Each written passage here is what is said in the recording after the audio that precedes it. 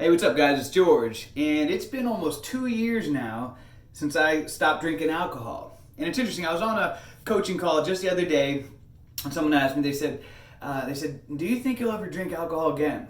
And they were surprised because I said, I don't know. Maybe I don't know.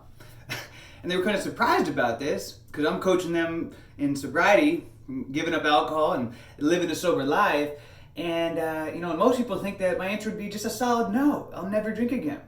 But that is my philosophy and my approach and why I live a clean life, and I've been able to get off a lot of various different addictions. My approach is a lot different than the way most people go about it. I've never counted the days.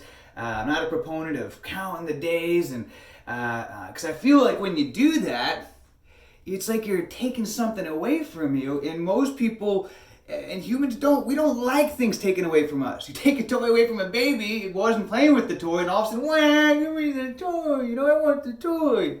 A lot of times when I'm coaching people, they say that the thought of never drinking again scares the shit out of them.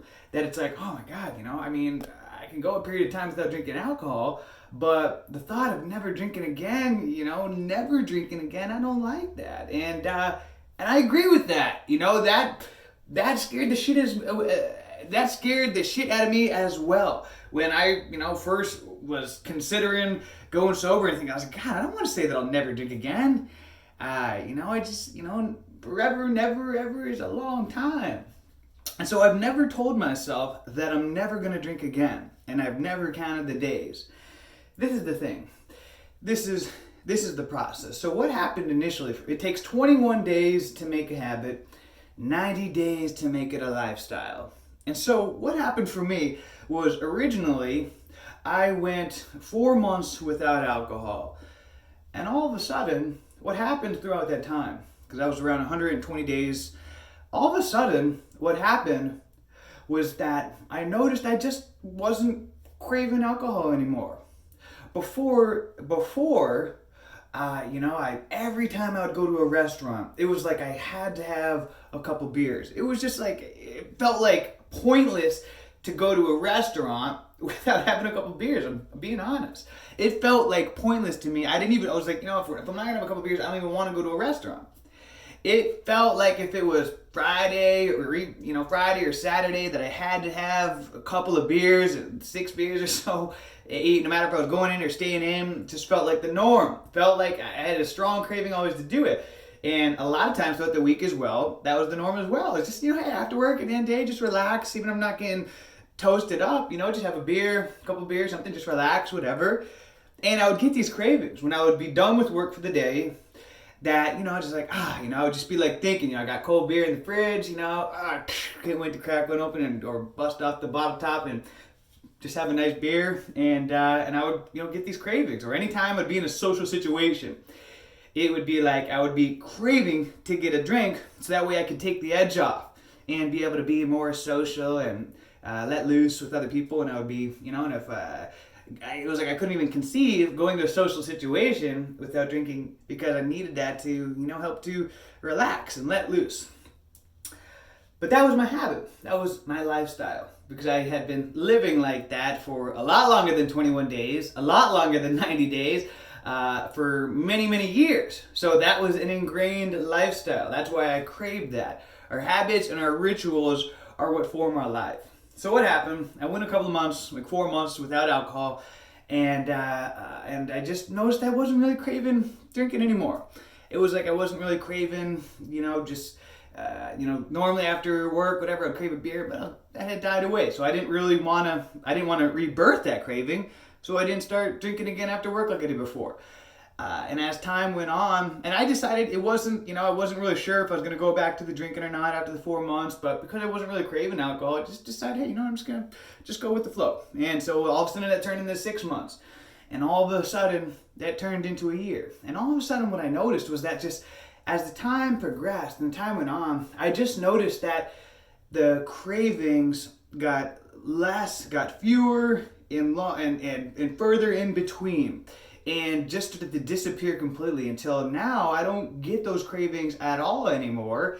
And even though I've never said that I'm not ever going to drink again, the thought, I don't even crave or want to have a drink again. It's like I'm repulsed by it because I don't want to rebirth that craving system again. I don't want to add fuel to that fire and open Pandora's box where all of a sudden I'm starting to crave alcohol again when I go to a restaurant. I need a beer. And I was never an alcoholic, the type of guy who woke up in the morning, first thing in the morning, and drinking liquor all day. I was never that kind of an alcoholic.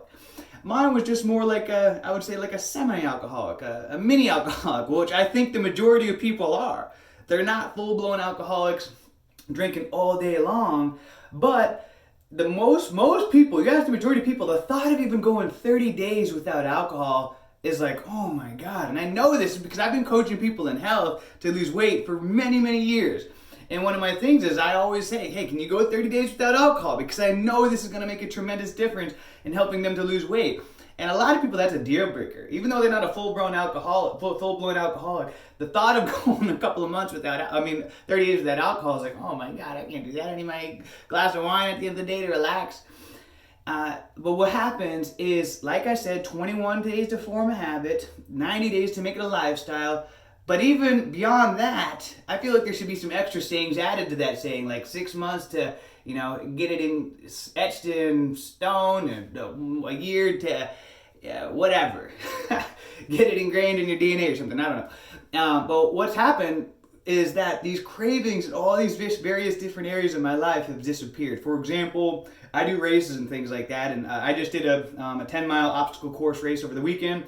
And normally, at the end of the race, I would always crave going and getting that free beer and having some free beers and letting loose. I earned it. But I was thinking, I saw everybody rushing to go get those beers and just, letting loose, getting crazy. And I thought, gosh, I don't even crave that anymore.